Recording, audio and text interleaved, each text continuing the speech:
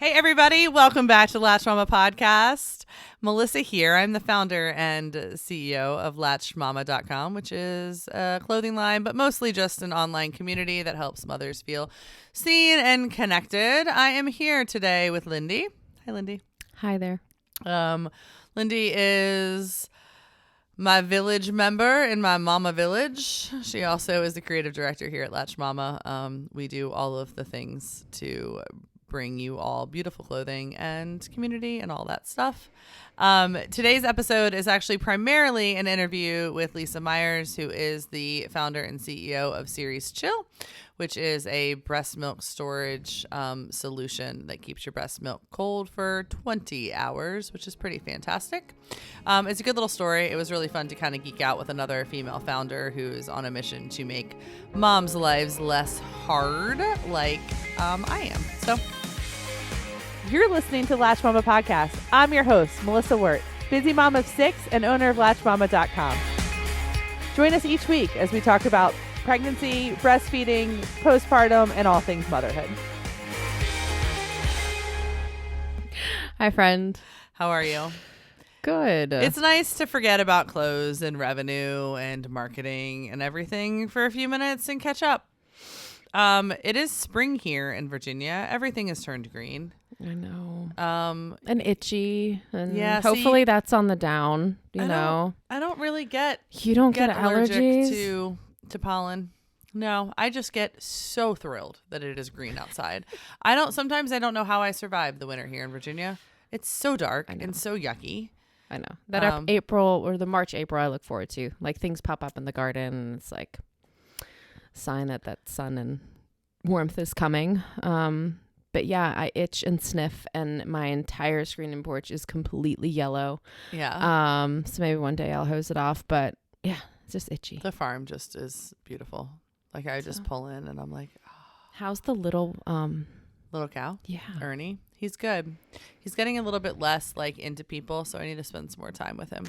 Because he doesn't like eat anything yet, but mama milk. Okay. So it's like hard to really tame and you him gotta teach too him, much. Yeah, he just has to get into grain at some point. He'll get onto grain when, it's really, really awesome to have like, it's the whole thing has just been wild because it's like, you learn all of these things as a mother, as a mammal who makes milk and mothers a child. Yeah. And so many of those things translate directly into the animal world. And so like I'll say something, I'll be like worked up about something like, is he getting enough milk or whatever? And it's so funny because Eric will look at me and be like, well, let's talk about how we can know he's making enough milk. Is he peeing? Is he pooping? Is her, is her bag getting smaller? And I was like, I can just kind of look at him because I get so worked up, just like I did when I was a mom. And he would just bring me like right back to like the postpartum time where he's just like, okay, let's get off of the crazy train here and like let's actually take a deep breath and figure out what we can deduce from what is happening. Right. Is he running around? Is he sleeping all day? Like what is happening? It's so funny. Yeah. But it's so similar and so rad. So he'll start on grain whenever, he's ready to start on grain. He'll do it on himself. So it's cool. But it's really, really cool. Animals are awesome. Yeah. So there was this Today Show thing that we've talked a little bit about what we're over in terms of motherhood. Yeah. Like what we're just saying no to. Yeah. Yeah. Or those words when you're just like I'm done. I'm done. I'm done with that. I'm done with the whining. I'm done with whatever it is in your home. Do you know how many times a day, like after 8 p.m., I just say no? Like it's so bad because Catherine wants to talk. We watch Smallville as a family every night. And Catherine's 4. She's like my cuddle buddy. And she'll want to talk about everything. She'll like want to talk about Halloween or her birthday or Christmas or whatever, or why she yawns or why or do her eyes really close the deep at night. Questions. Yeah, like while we're watching Smallville. And I try to watch Smallville because I enjoy it, first of all, and second of all, it makes that 45 minutes go by a little bit faster until they all go to bed and I actually like get my quiet space. My like 15 minutes a day I get. Yeah. But sometimes I'll just look at her and say no. I feel so bad. I shouldn't do that. It's probably not the best I mothering understand thing. though. Well, we talked about it. I was like, I feel the same way. I have a snuggle one that wants to snuggle, which literally means like touch or hug me like for All an the time. extended period of time. And there's sometimes where I have to refrain from just shoving her away and kindly say, hey, we've touched for quite a bit. I just need a little bit of space. Can we revisit She's this gonna later? Be like the love language of personal touch, or what is that? That I don't love even language? know. I think she's going to be a hot mess as a teenager, but we'll see. It's fine. It's fine. I'm trying to enjoy the days until they become a teenager. Like Caroline's been great since the day she came out of the womb, which means it's going to be a nightmare in like 5 years. Lord help me, but maybe not. Maybe not. I'm also Never know. done. What else are you done with? I'm done with washing the walls, but they piss me off so much because they are so dirty, dirty. But I'm done because you know what? I wash one and then it gets dirty again, and nobody else in the house is grabbing a magic eraser and washing anything. No. And my kids just write on. Oh gosh, Yeah. guys, my house is such a mess. Now I'm like done with dinners and meal, and I say that, but I really can't be done. So like I look for solutions. Mm-hmm. But when I have like one that can't have dairy and two that are picky, two that'll eat whatever, but they're just not feeling like 1, 2, and 3 options tonight because they just can, you know? Yeah. I'm really kind of like just over that. Maybe one day I'll actually like enjoy or have the time to like spend and put some music. We try to put some music on and do that because it does help. But yeah, I'm really over like the what's for dinner, and I give 4 options. They're like, Yeah, no. I'm done. I'm done with that. Maybe that's what I'm done with is like the wanting all the different things. So we have soccer 4 nights a week, and so like dinner has been. I need to start making sure I have. It's not even making it. I need to make sure that I have the ingredients to make it when I get home at 7:15 or whenever it is, and like that's a whole big thing. I've been done for a really long time with matching shoes in general. Like I'll let the kids go to the grocery store or whatever and like mismatched Crocs or whatever, just as long as they have shoes on and I can legally enter an establishment. I don't care. They can wear their sibling shoes, like as long as they're not literally falling over and hurting themselves. I don't even care at this point. Well, that's why I do look forward to the summers, because I can just keep 1 or 2 pairs of like the dollar flip-flops like in my car, and we're like good. Yeah. But in the winter, you're talking like, no, I'm like, no, you can't wear the Crocs. You need to wear some sort of socks, which that's 2 pieces there. I'm over plus that. 2 shoes. And then so you're talking like 12 socks and 12 these, like 12 jackets or 12 all the sweatshirts. And just call me a it's bad just mom. too much. Like if they're cold enough, they're going to come inside and get a jacket. I mean, I'll normally be like, hey, you need to put a jacket on. And I'll probably say it 1 or 2 times. And then I try just not to yell. I just try to let them go outside. And if they want a jacket, they can have a jacket. Yeah. Or whatever. Yeah, no, but soccer season is rough because it is literally like on a Saturday when there's like 5 of them playing. It's not just 5 of them playing. It is 10 pairs of 10 socks. I don't know how you 10 do that. shin guards, 10 cleats. It is literally like a scavenger hunt every single Saturday. And people can say, oh, everything should have its home. No, because then they have to use it sometimes during practice throughout the week. And like, it's not going to stay in its home. But Benjamin, okay, so this is a big family story for you guys. Sweet little Benjamin, who is 6, he keeps all of his stuff in a bag and he hides it. And sometimes he forgets where he hides it. So we have to start looking for it on Friday afternoon or ask him if he knows where he hid it. But I mean, we're talking like in a kitchen cabinet, like inside the ottoman. Oh no, he hides that bag. Why? Like it's fun? No, I think he hides it so nobody raids it. So nobody grabs his shin guards or his socks. Okay. And that means he gets more screen time, because if he doesn't have to pack his stuff for Saturday, because like Friday is like everybody needs their soccer stuff together before Saturday But he morning. doesn't always remember where it is. He doesn't always remember where it is, which is the problem. But okay. yeah. Oh, sweet kiddo. He's when you have amazing. all the siblings. Yeah. You do your own little. They just raid your things. own little thing. Absolutely. Aw. Anything else you're over? What do you do about washing hair? How many nights a week do you make the kids wash their hair? Well, now we have the talks as far as like puberty and all yours of that. Are older. That I have, I'm like, it's an extended invitation for a daily shower, okay? Yeah. But I draw the line at like every other day. Yeah. So like every other day to wash your body. Lately with the pollen and all that, and they're itchy on their pillow, we've been washing hair more.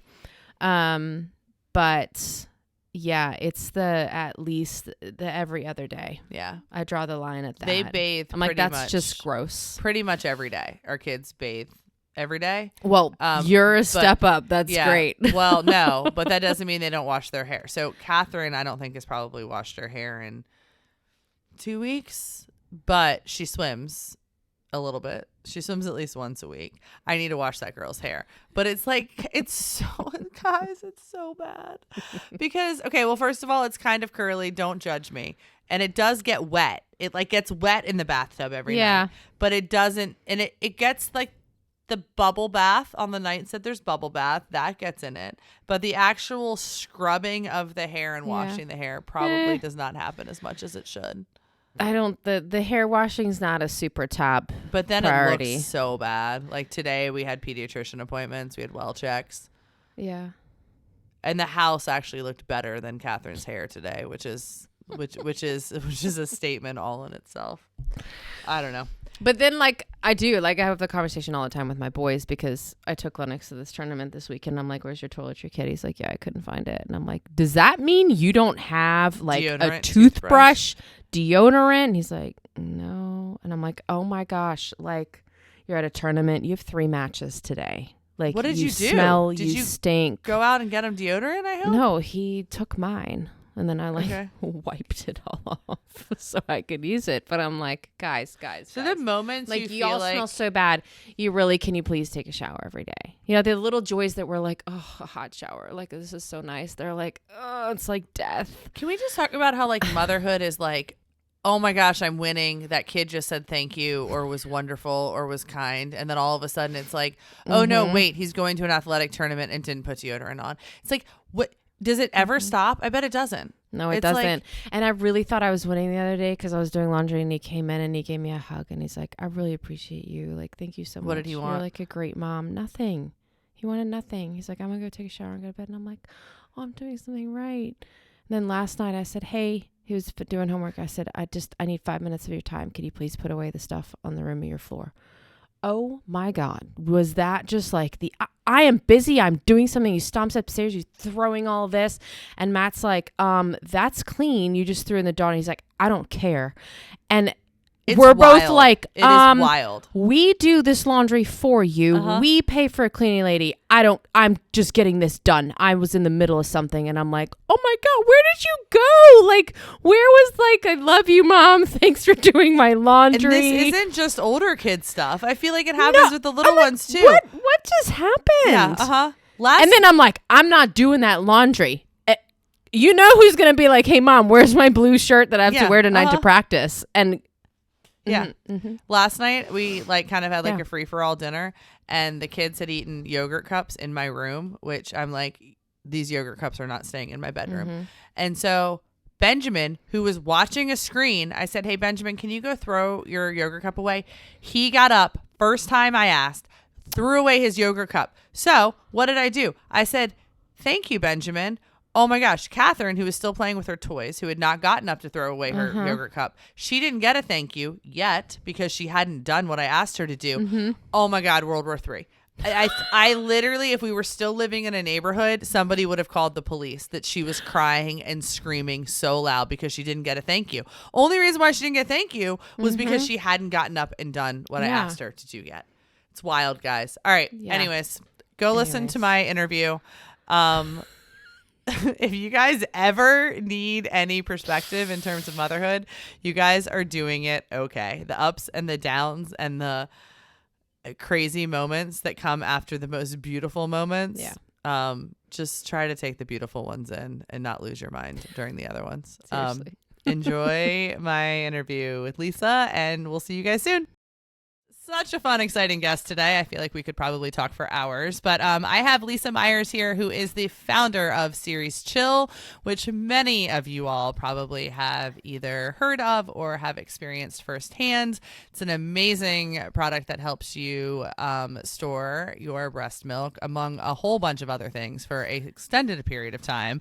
But I am so stoked to just kind of talk to another female founder and talk a little bit about how we're both kind of coming together to help make moms' lives a little bit less hard. Yes. Hi, Lisa. How are you? I'm doing great. Thanks. And you said it perfectly. Less hard, less miserable, less frustrating, less Absolutely. infuriating. People are like, how did you come up with the idea? I'm like, I got really mad at work. Yep, absolutely. I got very cold breastfeeding my baby. Same type of thing. It's I don't know. I feel like women could change the world if we just had the power to just make all of the good ideas that we all have come true. Speaking of which, do you want to tell us a little bit about yourself? And then we'll get to where the idea came from. Sure. It might happen at the same time. Yeah, you can exactly. Stop me if it's I love too it. much No, overlap. You go. I love it. Okay. So me, of things that may be of interest to everyone who's in the community. I was a geriatric pregnant person twice. And I survived. I'm here to tell the tale.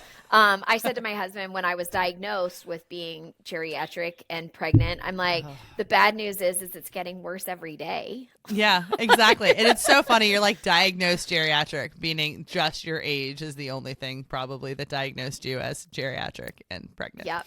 I was. I think I don't. What is the year? Is it 35? Is 35. that what year?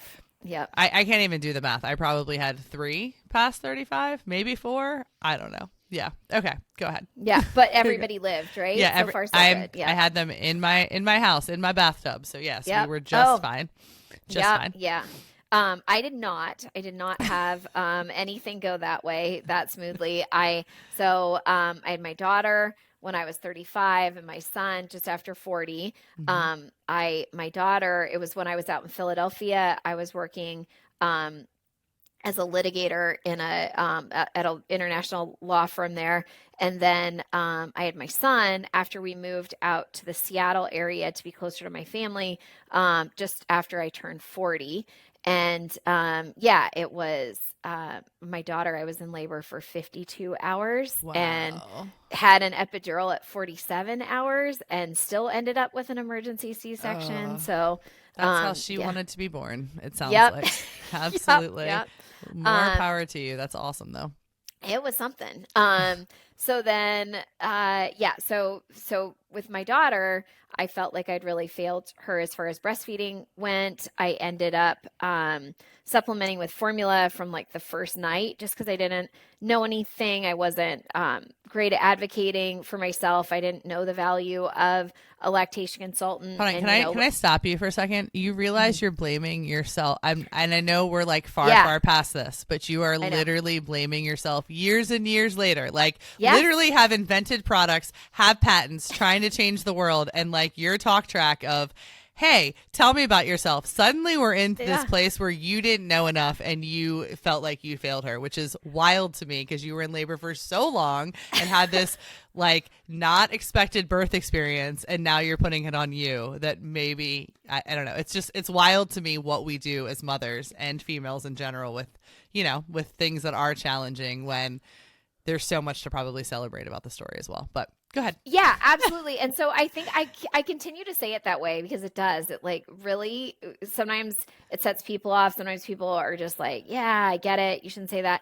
But I keep saying it because it's authentically how I feel. Absolutely. Maybe 5 years from now, it like won't even be in my vocabulary. But I think it's really good for people to hear that like I was a trained advocate and I'm also like a mouthy person. Like I have always had too much to say and too many arguments like right on the tip of my tongue. Like I've been ready for it. And I also, I am a white woman that like has nothing but privilege in that I had insurance. Like so many people will like, listen to you for whatever reason because you have a law degree, which is crazy and shouldn't mean much, but it does. And then you look at like, particularly for me, I feel women who don't have the same resources, don't have insurance, don't have any time off when they have their baby, and don't have anyone deferring to them or listening carefully enough to what they need, and they then feel responsible or they have their opportunity to pump or to nurse their baby taken away from them. And the thing that makes me the most angry, and probably the reason why I will keep doing this for as long as anyone will have me, is that breastfeeding, given all of the amazing things it does for moms and babies, parents, society, as far as just plain old health outcomes for everyone, it just drives me nuts that it's a class thing, that only if you are a white woman of privilege do you have a real shot at breastfeeding, especially for the 2 years that are now being recommended, which is crazy. But like, not having work support you, not having, healthcare support you, not having your community support you. Anyway, so that was a very long way. Sorry. No, I mean, I'm the one that stopped you, because it was so hard for me knowing and studying and living every day in this, place where I am just as angry as you are in terms of systemically how we are not supporting women, to watch somebody with as much privilege and stuff as we both have talk so poorly about yourself and saying, hey, you know what? I couldn't even manage it. I couldn't even work my way through it. And can you imagine if I wasn't well-spoken, or I wasn't white, or I wasn't educated? It's just, it's wild to me how we're somewhat setting women up for failure. So, Yep. So I keep saying it that way, because I think it's important for people to say, well, heck, she felt that way. And then she muddled through with her second, and it was a totally different outcome. But it was only because she had to work really hard to get the tools she needed to be successful. They don't just show up. Even when people think you should have everything you need, it's not there. It's still not there. So, So anyway, so then with my son, I was on the West Coast, and lactation consultants are much more of a thing, it seems like, out here. And I had a friend that I knew from my commute to work, and she was like, oh, I got to get you hooked up with Katie. She's the best. She changed my life. She's the reason why I've been able to continue breastfeeding. And so I was like, yeah, no, sure. That sounds good. And so I ended up working with Katie Dunning. She's retired IBCLC now, but she, which is the international accreditation for anybody that doesn't know or cares. It just means somebody skilled and knowledgeable in the field of lactation that can help you put a baby on your boob and keep going. But the coolest thing Katie did for me was when I first met with her, she said, okay, well, we're going to figure out like how to make this work for you. And I'm like, okay. And then we kind of went through, and she, she's like, that toe curling pain I see her in, is that like the whole time or just in the beginning? I'm like, that's the whole time. Like, breathe into the pain. And she's like, okay, well, we're going to get this sorted out. You don't need to continue in this way, in this condition. We're going to figure out what's going on, and you can keep breastfeeding or you can stop. But like, and I'm like, wow, nobody ever said that to me. Like, and she's like, well, you're as important in this whole process as anyone, including him. Like, it's not all about him. It's about you. You're like a person. I'm like, wow, I'm a person. That's so crazy. I just felt like a sweaty mess, but okay, apparently I'm a person, and my needs also are important in this context. So, but what she said was like, if you can only end up calling an ounce a day, that's huge. Like, that's a really big deal. And when you think about it in those terms, 1 ounce a day, I'm like, wow, I could do 1 ounce tomorrow. And then you wake up and you're like, I could probably make an ounce work the next day. I ended up breastfeeding that kid. Admittedly, it was the pandemic. So I'm like, who quits breastfeeding in the middle of an international health crisis? So I'm like, I guess I can't. That kid breastfed until he was 2.5. And there's nothing wrong with people breastfeeding children like 4 or 5, like pick a year. I had never thought I would go that long, just because like my feelings about autonomy or social construct or whatever. But yeah, that little stinker, he got away with a lot. Because it was a pandemic. So anyway, that was my very long answer. So I told you that was like about me, but it's also, I think, says a lot about why Ceres Chill exists. So tell me about, so were you still litigating when you had your second, when you had Colin? Oh, heck yeah. And I had opened up my firm's Vancouver, Canada office because I was Okay. originally born in Calgary, Alberta.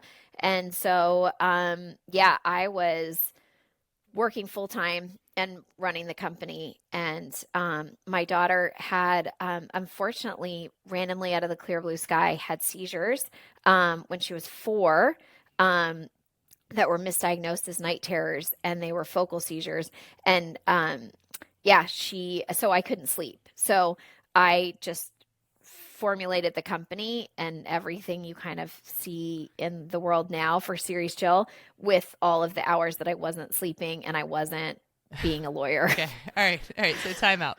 So you have daughter who's how old at this point? Tegan's 9. Okay. So when all of this was formulating in your brain, how old were your kids? Colin was 3 months old and Tegan was 4. Okay. So you're still an attorney. You're starting a Canada office, but Tegan gets sick, can't sleep at night, and you're up with a 3-month-old and you say, I'm going to start a company. I love that you put it so positively. I think that says a lot about who you are, Melissa, and how beautiful like your clothes are in that, because it was like wanting to create something for moms. I was outraged at the condition of the world for pumping moms. I went back to work. As we mentioned earlier, I was blessed to have several weeks. I came back just shy of 3 months.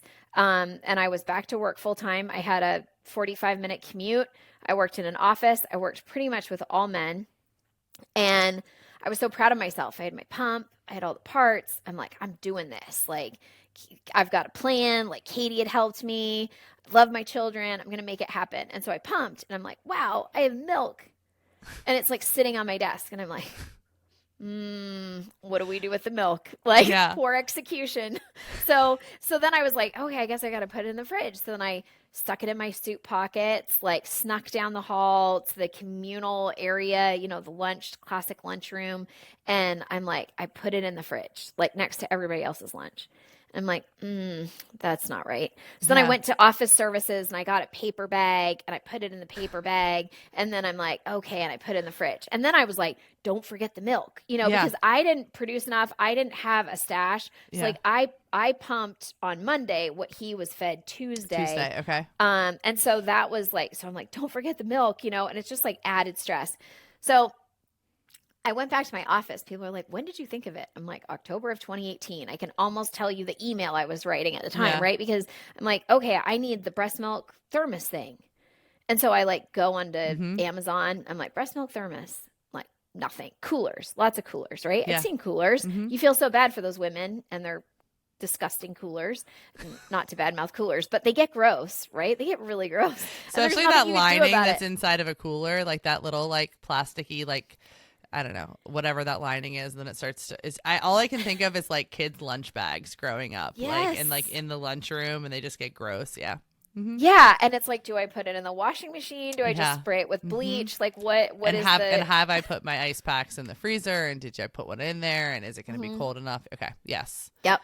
So you're back there. I took you back. Yep. You took me back.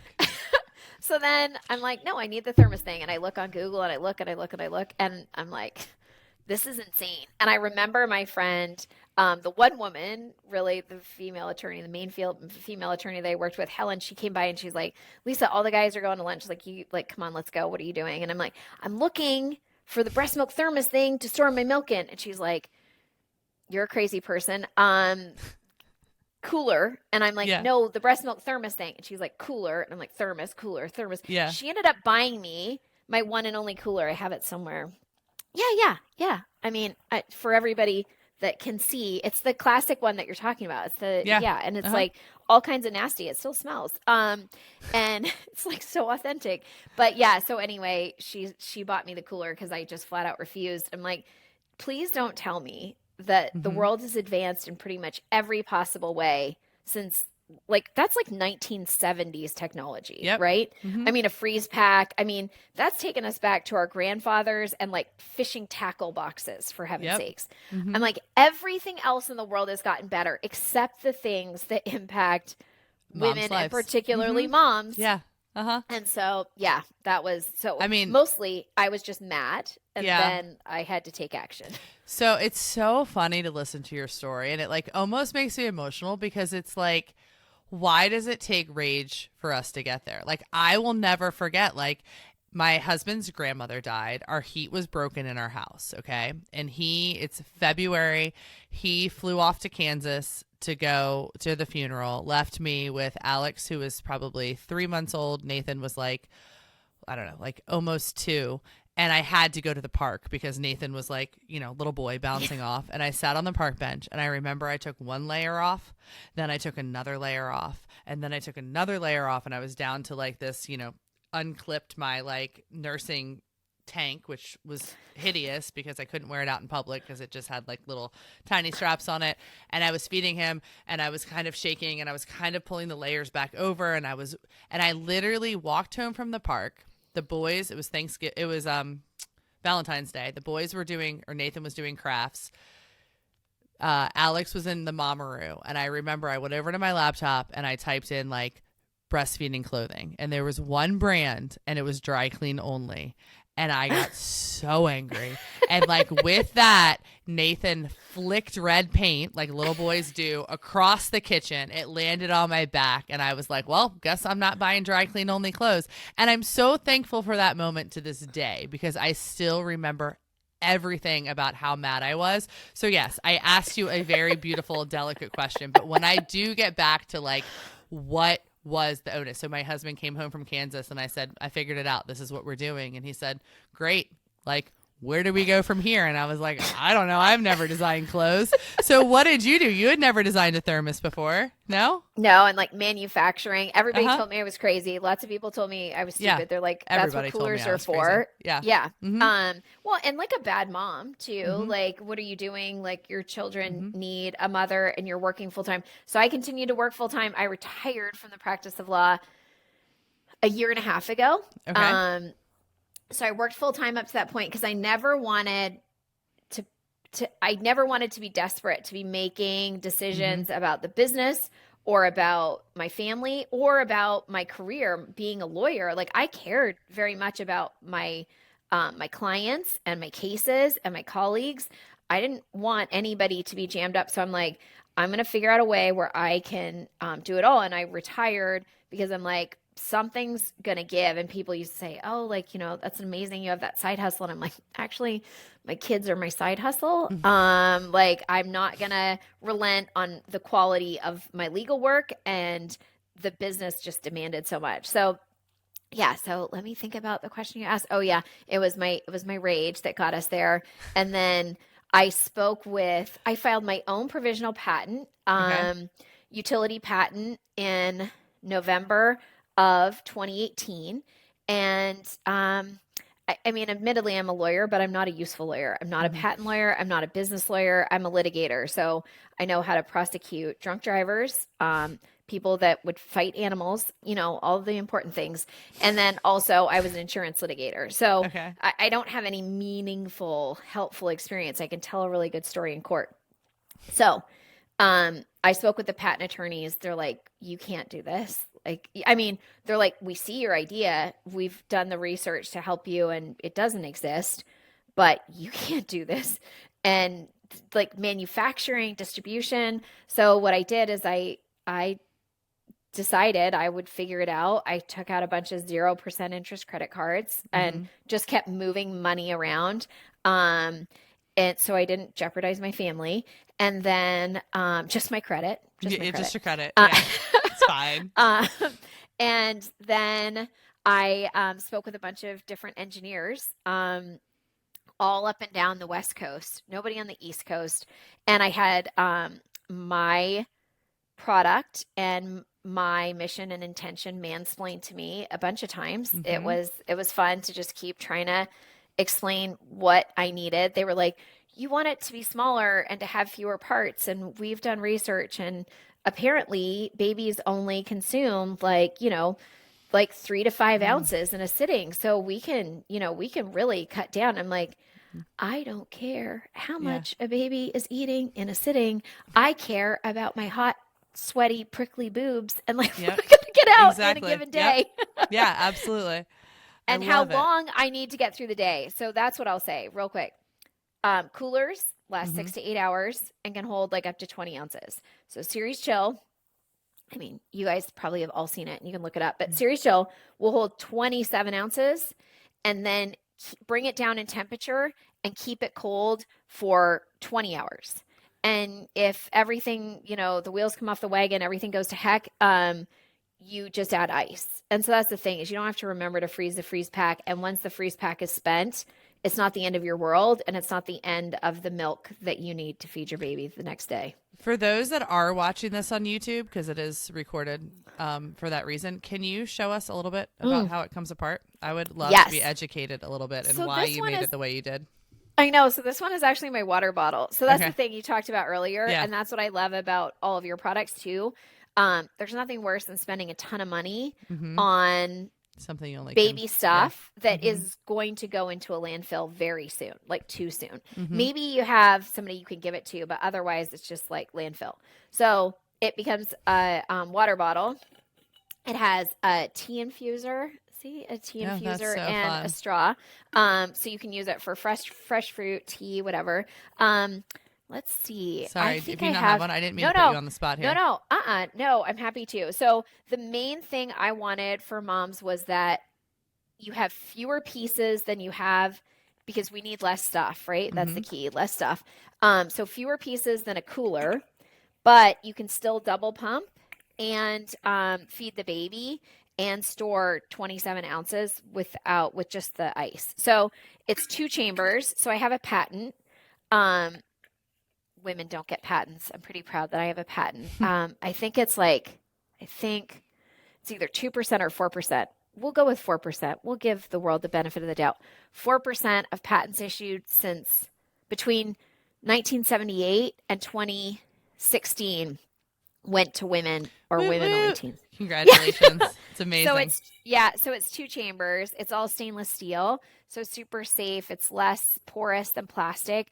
So easier to clean. Everything can go in the dishwasher, but it will ruin the paint. Some of the heating cycles. So the outer chamber, we recommend, if you want to sterilize it, boiling hot water, but just soap, water, and a brush is what the FDA recommends for all of our pump parts and bottles. But yeah, so the inner chamber connects directly to a pump. This is just standard thread. And then MacGyver, probably nobody's old enough to really get that reference, but I'm right there with you. So you can flip the cup over and you flip the connector over, and then this upper cup connects to any pump. So you can pump up to 7 ounces here and 12 ounces here. They're as light as the traditional plastic bottles. And then any standard baby bottle nipple will connect directly here. So you would just pour exactly how much milk you wanted, and then you would warm this as you would any baby bottle. Yeah. That is amazing. The most important part, I don't mean to cut you off, but I would worry if I didn't communicate like something so fundamental to everyone. You can chill an entire bottle of wine in less than 20 minutes without diluting it by using your inner chamber. That is very important. Hold on. So now where does it get cold? How do you good question. Yeah. Great question. Yeah. Did not cover that. Make sure. So you either store your milk in the outer chamber, in which case you would put the ice in the inner chamber, or you would reverse it. If you're only storing like up to 12 ounces, which I designed this with those moms in mind. I was that mom. You would pump your milk, keep it in here, and then you would put your ice in here. You would just reverse where. That's awesome. Yeah. And you can also use it as a bottle warmer. So we sell something called the Warmer Chiller Duo. So one, you would have hot water in, and one, you would have your ice in. And then you can warm like 3, 4, 5 bottles, depending on how much you're doing and over how long over the course of a day. It's amazing. Just because I think it's really rad, can you tell us a little bit about the name? And how you came up with it, and also how it is said, because there was a big debate in here until Ashley cleared it up for us. So it's Ceres Chill, But it is spelled the way it is because. So, okay. So this is what I'll say.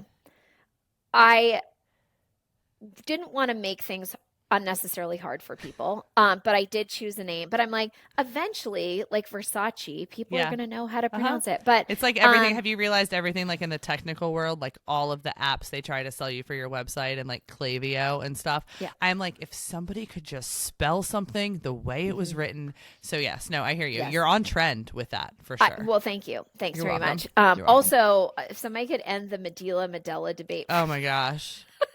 What is it? Do we know?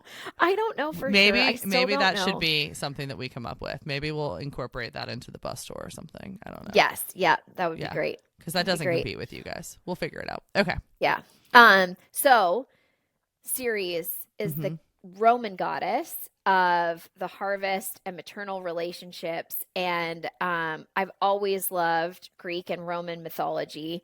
I think a lot of the coolest, most epic stories and powerful women come out of those like kind of ancient tales. So Ceres is Latin. It's a dead language. We're probably all pronouncing it wrong is what I always say. But the good news is the goddess is not offended. Like, I don't think she cares. Like, I love it. She's over it. So Ceres is the goddess. Chill is like be cool, and it's what my intention was with the device, the system. And Ceres is like where we get the word cereal from because of grain and harvest and everything. The symbol is a goddess shooting a bow with like a crescent moon and a snowflake. And so I came up with all of that because I wanted something, pardon the pun, super cool for moms. Like when I went back to work, I felt like a hot mess, a total disaster. None of my clothes fit. I was just so disappointed in like the condition of things and myself and like lugging a ton of stuff around. I just never felt very pulled together or powerful in those first few days, weeks, years. Now, years. Yeah. It's just different, you know, you got to adjust. And so I didn't want anything that was infantile or silly or childish, kiddish.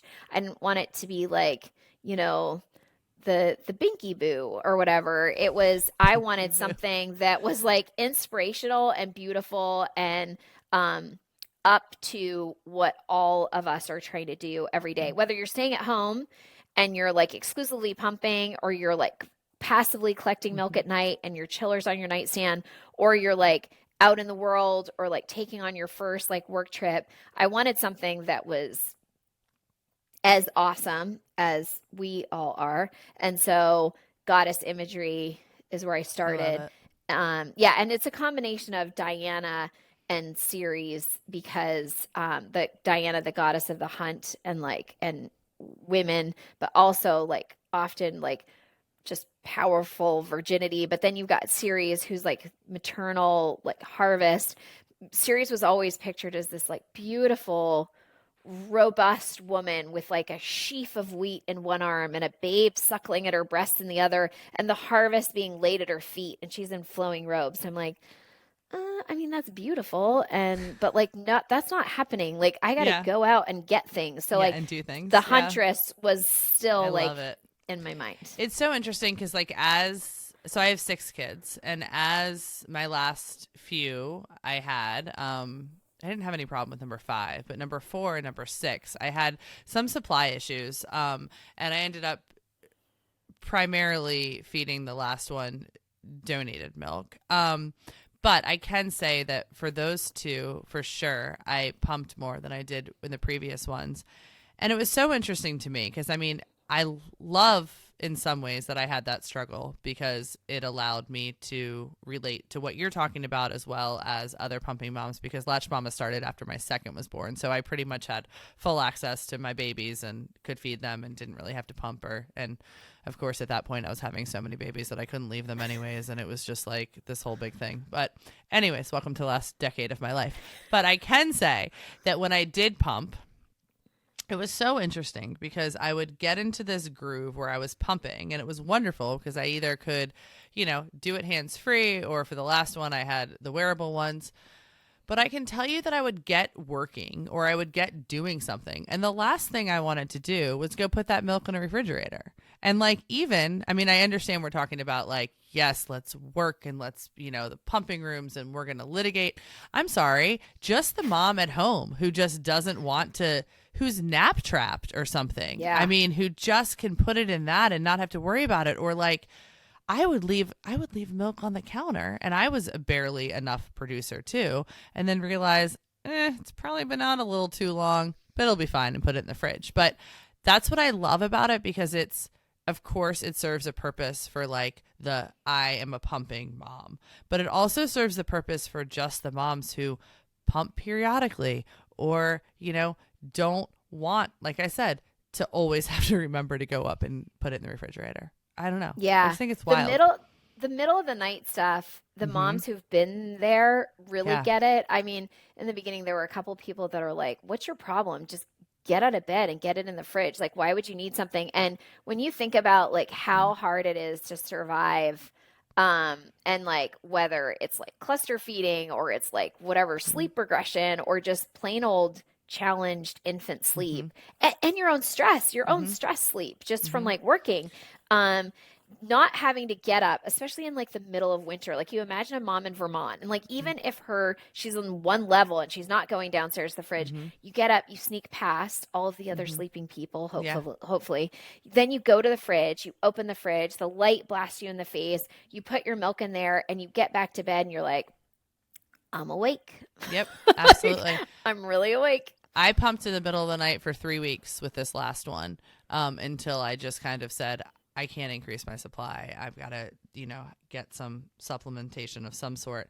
And I can tell you it was I was a seasoned mom at that point, but it was 3 of the hardest weeks of my life, because hormonally you're up. And like you said, what do you do with the milk? Like, I mean, and I also have probably pushed the limits. Can we talk a little bit about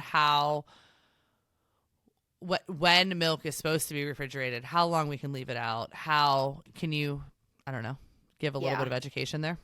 Oh, I've got opinions, real strong opinions. I know you probably do. And these opinions actually work against Ceres Chill, just to be clear. Like my whole life is now about just simplifying the lives of parents, and specifically pumping moms.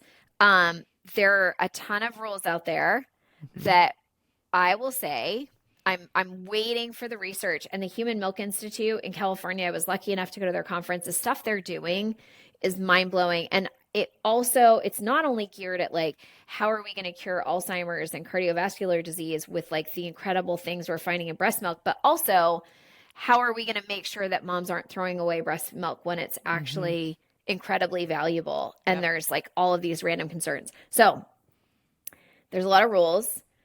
Simple answer to your question, 4 hours. Yeah. Complex answer to your question, all over the world, moms are leaving it out for longer. What I mean is like, so many of these rules are set up so it feels very life and death. And it's like, if you're a good mom, you will follow this chart and your baby will live. And it's like, that's so wrong.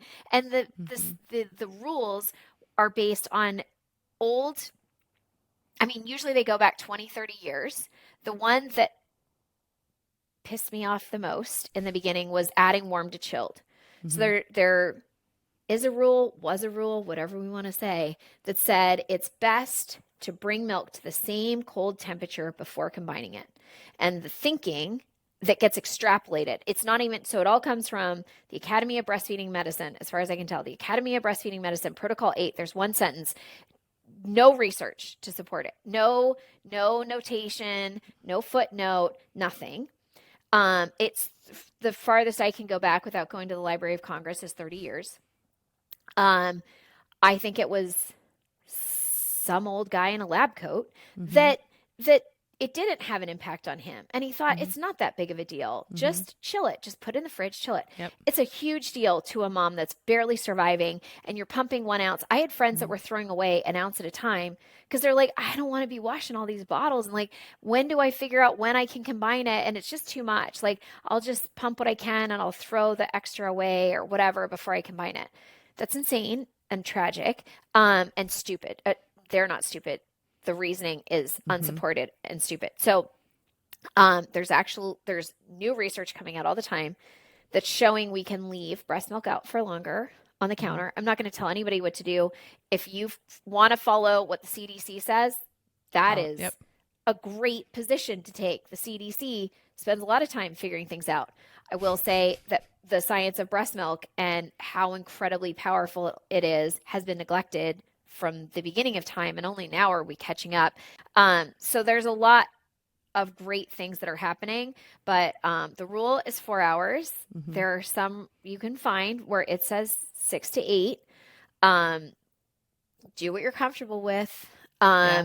Also the same for like freezing breast milk and how long you can keep it in the fridge. So they say 4 days, but if you go into 5 days and you smell it and you taste it and it's not bad, I would freeze it and feed it to my baby, but that's me. And then the 300, the year, your milk is good in a deep freeze. Please don't throw out milk, guys. No, it's been in the freezer. It's incredible. But like, I just was at Habana, the Human Milk Banking conference, and brilliant scientists came together there, and they were talking. This one guy, Justin Silpy, is like just brilliant. I just love that guy. His wife had high lipase, and so he went from being this brilliant super scientist, bacteriologist, to studying breast milk. Also, I would say a super scientist, but his life was transformed by his wife's challenges. And he looked at deep freezers versus freezers, and he's like, there's no difference. The only difference is like how often you're opening it, and certainly huge fluctuations in temperature they're going to impact anything. But the thing to know about breast milk, thing that if like anybody remembers anything, and I said anything meaningful today, breast milk is not fragile. It's one of the most incredible, complex, beautiful things. Yeah, in the world. It's alive. Like the cells are alive and actively working to prevent bad things from happening to your baby and to the breast milk. So bad bacteria is being annihilated by the good bacteria and the live cells that are in breast milk. So when people say, well, you can't add warm to chilled because, you know, like your food handling, you're not supposed to heat things up and then cool it down and then heat it up again. I'm like, yes, but for a second, we need to acknowledge that newly expressed, so I would say not pasteurized, not thawed breast milk, but newly expressed breast milk is alive. The cells are alive. And it's not a piece of dead animal flesh. Like I'm not going to take a chicken breast out of the freezer, put it in a bowl of hot water, then leave it on the counter, then put it in the fridge, then put it back in the freezer, take it out and feed it to my kids. Yep, exactly. It's so funny. You made the comment about the rest of the world. And after my husband and I got married, he told me, he's like, before we have children, the one thing that I want to do is I want to travel around the world. And so we went to 13 countries in 2 months. And the number one thing that I've ever done in terms of that has impacted my motherhood and like that stress that us American mothers have all the time, because there's a study on everything and there's opinion on everything and there's the right way to do things, was that trip around the world. Because I watched many places where people were okay. They were doing things wildly differently than any mother in the United States would do things. But sometimes I would sit back and I'd be like, I'm sure they hand express breast milk.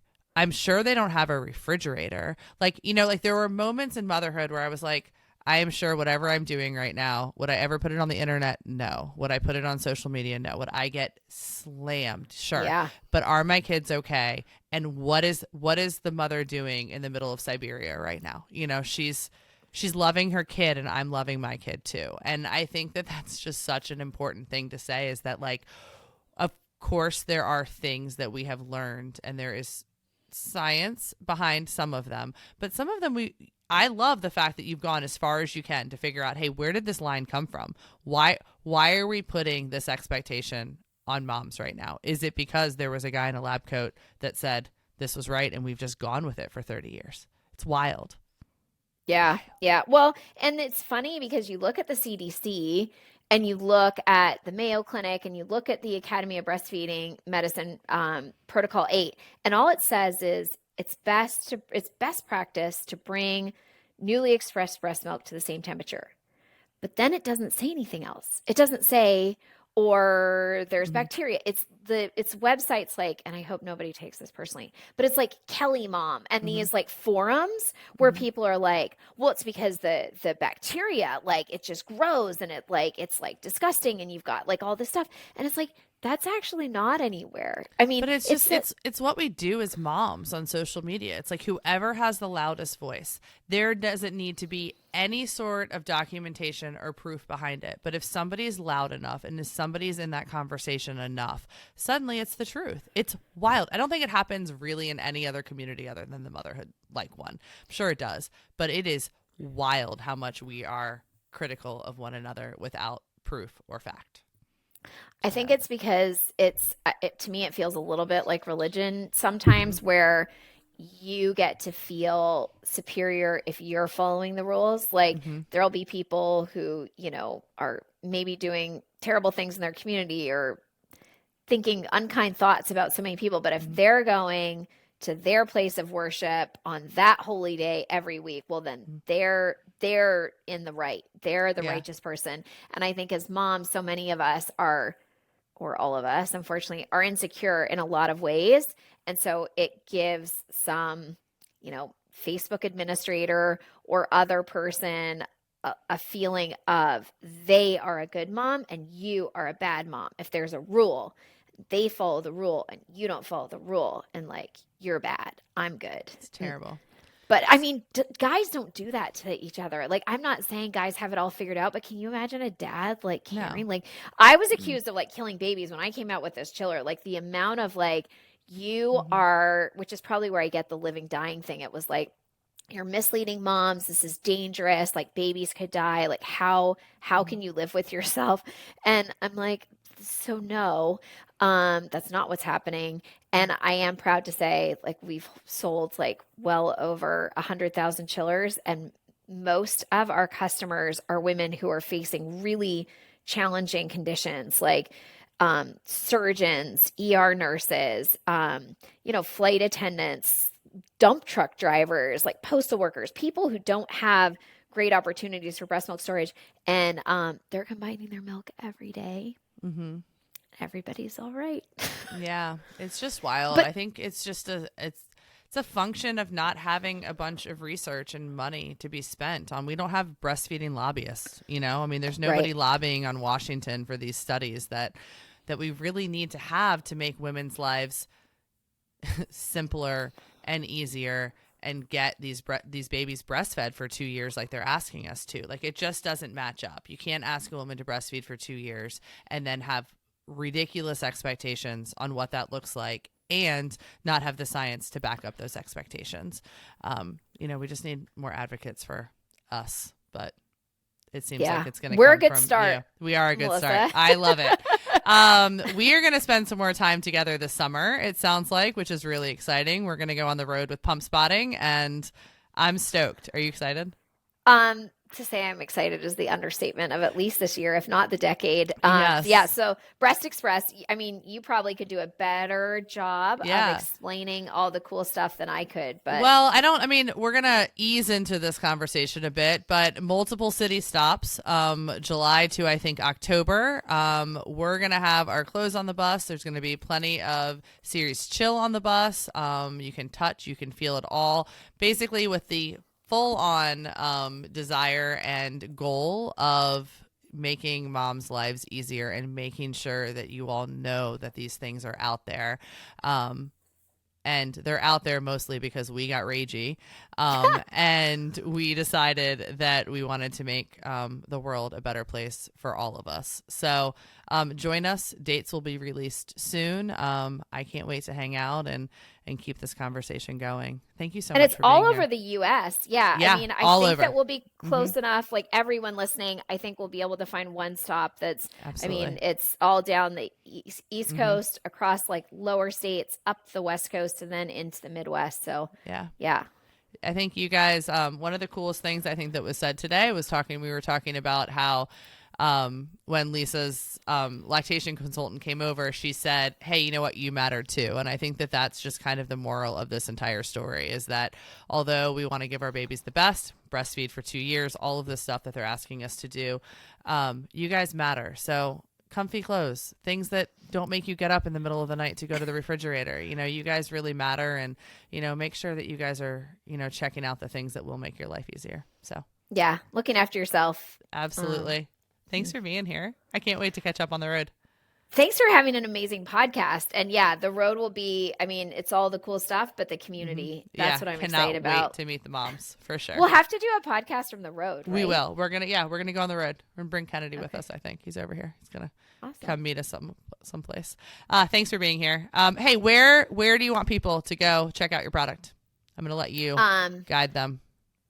So Amazon is an option, but I also want to make sure people know they can get it directly from the site. And on the site, there's opportunities all over the world, like small boutiques and lactation consultants, whether it's Zimbabwe or Ireland or Australia. And so, so our website, cereschill.com. Ceres. I will say what Lisa did not say when she just said that. She led with Amazon because it's easier for you guys to go to Amazon, but I'm thinking she'd probably rather you buy it from her site directly.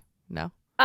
Yeah, I would say the main reason is that we offer 20% off. We can't do that on Amazon, but we offer 20% off for because I launched during COVID, and those moms will always have my heart. First responders, essential workers, teachers, military families always get 20% off every single day, every hour of the day, all year long on our site. We can't do that on Amazon, but if Amazon is convenient, go for it. If you want to support, one of the local boutiques, that means a lot to me. And if you fall into one of those categories and you can get the discount, that's why it's there. Love it. All right, guys. Thank you so much. And thanks for your time, Lisa. Yeah. Thanks, Melissa.